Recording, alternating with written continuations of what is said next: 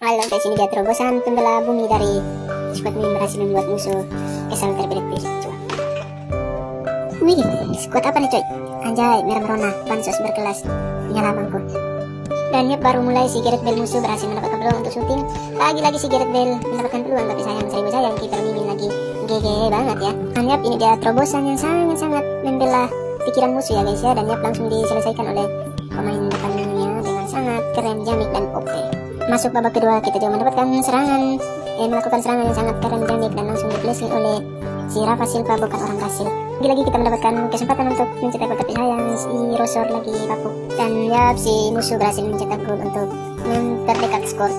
Dan mari kita masuk ke permainan kucing-kucingan. Saksikan ya guys ya, taktik pengulur waktu dari Bang Sat.